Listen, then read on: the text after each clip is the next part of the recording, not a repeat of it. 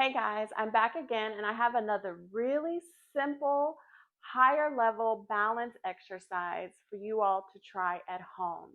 Now, just to be clear, what I'm going to show you now is when I say higher level, that means this particular balance exercise is more for those of you who are at home who are able to stand without too much assistance or are able to stand independently, even though maybe you need a walker or a rollator or something like that to help you keep your balance a little bit, right?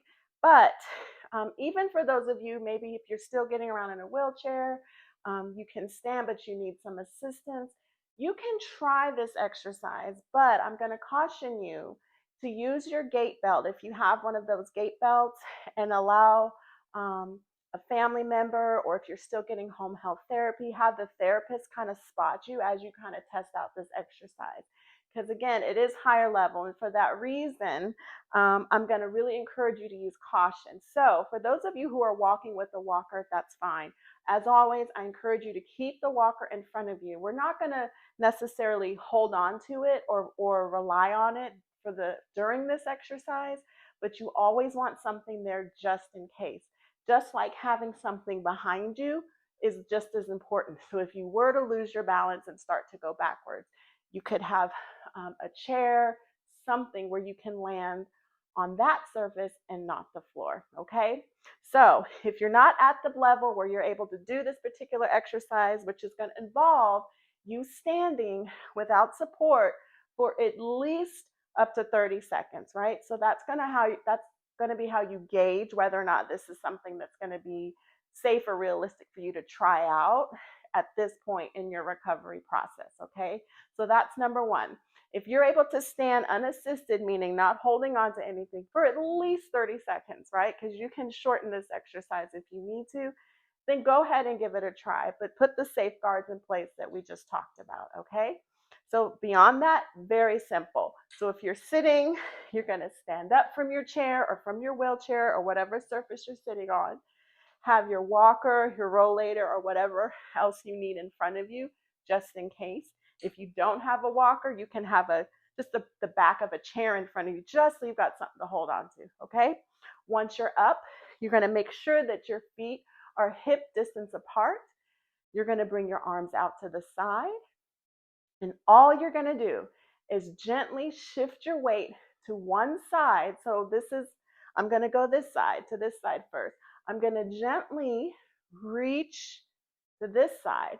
As I'm reaching, I'm shifting my weight to this foot and allowing the weight to come off the opposite foot. I'm making this look very simple, but for those of you at home, if you have any kind of balance impairment, you will know that you know what I mean when I say this can be very challenging, and why I call this a high level balance exercise. So I'm reaching, shifting, and then I'm coming back to center. And now you're going to go do the same thing, but go the other direction. Nice and easy. Shift to the other side. The opposite foot comes up. You don't have to come all the way up. You do what you can. For some people, it may be just enough. Ooh, I can get that toe, not toe, but get that heel off the ground. That's enough. The goal here is to be able to dynamically, meaning move larger movements, shifting your weight, right? That's going to challenge those core muscles, all those muscles that you need to help you walk, to help you keep your balance, whether you're sitting or standing, right? Your spinal and back muscles are also working here, as well as the legs. So again, it's pretty advanced, but give it a try. One more time, you're going to stand with feet hip distance apart, put those arms out to the side, and then all you're going to do is gently, in a slow, controlled manner, gently shift your weight to one side. Allow that opposite foot to come up as much as you're able to tolerate safely. Come back to center and then go to the other side, okay? If you have someone at home with you to make it fun or just more challenging, you can, reach to give them a high five or give yourself some other kind of target to touch. Not necessary, but you can. Just remember to be safe and know your limitations, right? These exercises aren't going anywhere, so they will be here. These higher level ones will be here whenever you're ready. All right, I hope that was helpful. I'll see y'all next time. If you found this video helpful, don't forget to subscribe for more DIY videos to help you along the way in your stroke recovery. Struggling at home? Have a question? Leave me a comment. I'm here to help.